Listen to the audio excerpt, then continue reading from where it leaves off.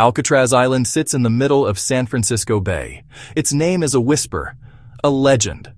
For 29 years, it was home to America's most famous federal prison.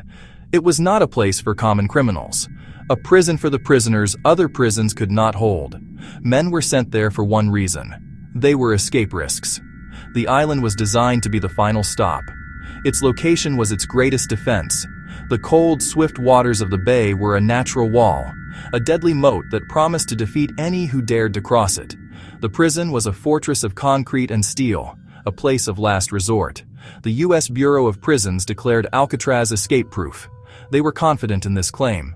One guard for every 3 inmates, a ratio unheard of. The cell house doors were tool-proof steel. Head counts were constant, a dozen or more each day. The rules were rigid, designed to break a man's spirit and will to resist. But the greatest deterrent was the water itself. Brutally cold, rarely above 55 degrees Fahrenheit. Currents powerful and unpredictable, capable of pulling a strong swimmer out to the vast Pacific. The plan was born in the minds of 4 men. They were not ordinary inmates. Frank Morris was the mastermind. He had an IQ in the top 2%. He had spent much of his life in institutions, with a history of escapes from other prisons. He was quiet, he was intelligent, he was observant, he understood systems and how to find their weaknesses. Morris was the brain, the architect of an escape requiring precision and patience. He arrived at Alcatraz in January 1960 and immediately began studying the prison for hidden flaws.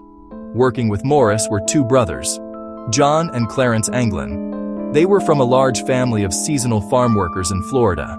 They had a history of bank robberies, known for being non-violent. They often used a toy gun. The Anglin brothers were close. They had attempted escapes before. They were skilled laborers, resourceful, good with their hands. They brought the practical skills to turn Morris's ideas into reality. The 4th man was Alan West, a career criminal sent for car theft. He was part of the conspiracy from the beginning. They were housed in cell block B with adjacent cells. This proximity was crucial. It allowed them to coordinate efforts over many months. They were not impulsive. They were methodical. Their motive was simple, the most human desire. They did not want to die in a cage. Morris, the intellect. The Anglins, the practical skill. West, a nervous energy that drove them forward. Different personalities, same purpose.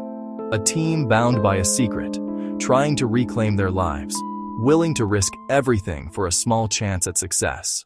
The escape required more than just courage. It required tools. The inmates had nothing.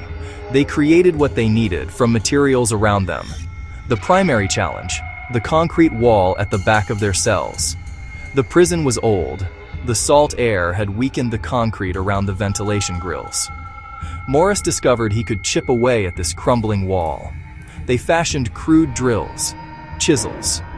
They used a spoon stolen from the mess hall, sharpened on the concrete floor. They took a metal salt shaker and other bits of scavenged metal. They even used the motor from a broken vacuum cleaner to build a homemade drill. This work had to be done in secret. It was slow and noisy. To cover the sound, they worked during the prison's music hour, from 5:30 to 6:30 each evening. Accordions, guitars, harmonicas, perfect cover for secret work. Night after night, month after month, they chipped away. They removed the ventilation grills and chiseled out a hole large enough for a man to crawl through. Beyond the wall, a narrow, unguarded utility corridor, a 3-foot-wide space filled with pipes and conduits. Dark, dusty, forgotten. From this hidden space, they climbed 3 stories to the top of the cell block. They discovered a ventilation shaft leading to the roof and used a homemade wrench to loosen its bolts over time. They needed a way to cross the bay. More than 50 rubber raincoats. Issued, stolen, bartered, stolen glue, vulcanizing techniques learned from magazine articles. The escapees knew guards made regular counts at night, shining a flashlight into each cell to see the face of the sleeping inmate. A missing man would be discovered within hours. To solve this, the men devised a brilliant and eerie solution: decoys in their beds. They created fake heads realistic enough to fool a guard during a quick, dark inspection, using soap, wax, concrete dust, and toilet paper, mixed into a papier-mâché-like paste, sculpted into lifelike faces, with proportions carefully refined. They collected real human hair from the prison barbershop floor and applied it to the heads, matching their own hair. Each night, they placed the dummy heads on their pillows and arranged blankets to suggest a sleeping body. In the dim cell block, with only a flashlight beam, the decoys were convincing. Guards saw what they expected: a sleeping inmate. The men exploited routine, a repetitive task, a quick visual check for ordinariness. It was a clever trick, a piece of theater, their silent accomplices. They were in their beds, and they were also working on their escape. This part of the plan shows a deep understanding of psychology, attention to detail that made everything else possible. Without the dummy heads, the escape would have been impossible. They were the key to buying time. The night of June 11th, 1962, was dark and foggy. The conditions were far from ideal. The bay was around 54 degrees. The currents were strong. But the men had decided it was time. Their work was complete. They could not wait any longer. Frank Morris, John Anglin, Clarence Anglin. They placed their dummy heads on their pillows and crawled through the holes for the last time, slipping into the utility corridor. Alan West was left behind. He had reinforced the crumbling concrete. The cement had hardened. He could not remove the grill. Visual diagram. From the cells, through the utility corridor, up the pipes, and out onto the prison roof. West was unable to get out in time. The others could not wait. They went on without him. Morris and the Anglin brothers made the roof, collecting the inflatable raft, the life vests, and the paddles. They scrambled down a 50-foot wall via an exterior pipe to a guard tower blind spot on the northeast shore. Near the powerhouse shadows, they inflated their raft with a small accordion-like device they'd built. The last confirmed sighting was on the island. Sometime after 10 p.m., they pushed off into a cold, treacherous bay. Their likely goal, Angel Island, then a short crossing to the mainland. They disappeared into the fog. No one knows for sure what happened next. The morning of June 12th began like any other. The bell rang for the 7:15 count, but the count came up short. 3 men did not respond. A guard called to Clarence Anglin's cell, C-150. No answer. He reached through the bars. The head rolled off the pillow and onto the floor. The alarm sounded. Lockdown. Officials found the same scene. An empty bed, a cleverly crafted dummy head, a gaping hole in the back wall. The holes were covered by false walls and painted cardboard grills that blended in. The guards had been fooled. The search revealed the scope of the plan. Tools, sharpened spoons, a makeshift drill. Months of patient, secret work. Not an impulsive act. A conspiracy of genius. Alan West, left behind, cooperated fully. He told the FBI everything. Chipping walls, raft construction, music hour cover, the workshop. His account gave a blueprint, but not the outcome. Alcatraz was supposed to be escape-proof. Its reputation was shattered. The story became a media sensation, a deep embarrassment for the warden and the federal government. The myth was broken. Already expensive and deteriorating, the prison would close less than a year later. The escape marked the beginning of the end for the Rock. The moment the alarm was raised, a massive search operation was launched. The FBI took the lead. The U.S. Coast Guard and California Highway Patrol joined. Military units too. Boats scoured the bay. Helicopters swept low. The search was intense and widespread. Authorities believed if the men were in the water, they would be found. But the bay was a dangerous place. The odds were against them. A paddle was found near Angel Island. A wallet wrapped in plastic with Anglin family photos.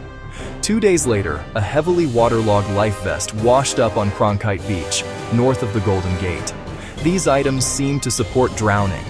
The FBI believed the men misjudged the currents and were swept into the Pacific, their bodies lost to the sea. After a 17-year investigation, the FBI closed the case on December 31, 1979, concluding the men drowned, citing harsh bay conditions and no credible survival evidence.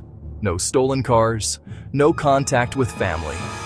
The men vanished, yet the bodies were never found, and this single fact has kept the mystery alive.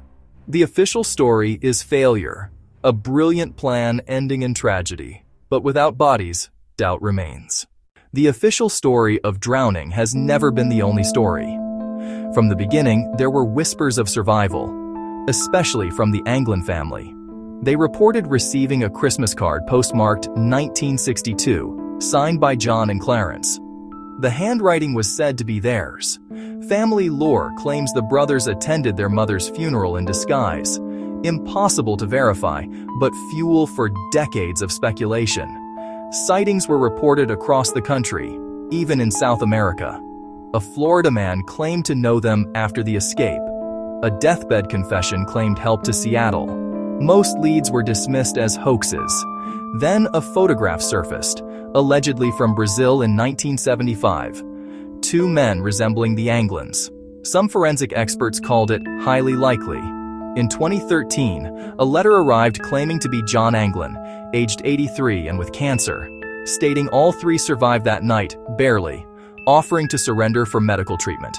The letter claimed Frank Morris died in 2008, Clarence in 2011. DNA tests on the letter were inconclusive. Hoax or final confession? Modern science weighed in. In 2014, Dutch researchers simulated the bay's currents that night. If they left between 11 and midnight and paddled north, the tide could have helped, toward the Marin headlands, where raft debris was found. Survival, they say, was possible. So, what do we know for certain?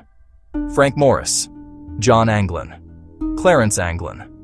They conceived and executed a brilliant plan, used ingenious tools and decoys, and entered the waters of San Francisco Bay on June 11, 1962. Some of their gear was recovered. The men were never officially found. Their bodies were never officially found. These are the cold, hard facts. Theory, speculation, enduring mystery. The file remains open with the U.S. Marshals Service. The case for drowning is logical. A makeshift raincoat raft on a cold, treacherous bay. Hypothermia in less than an hour.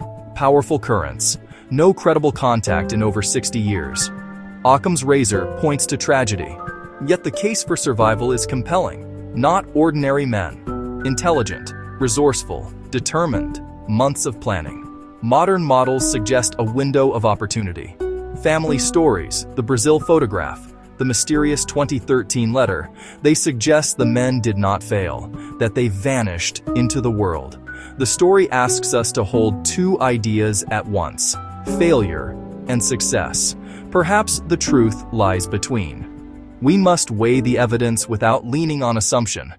The official record on one side, the whispers on the other. Did they escape Alcatraz? Or did they just escape from Alcatraz, only to die in the bay? The final answer, it seems, was carried away by the tide.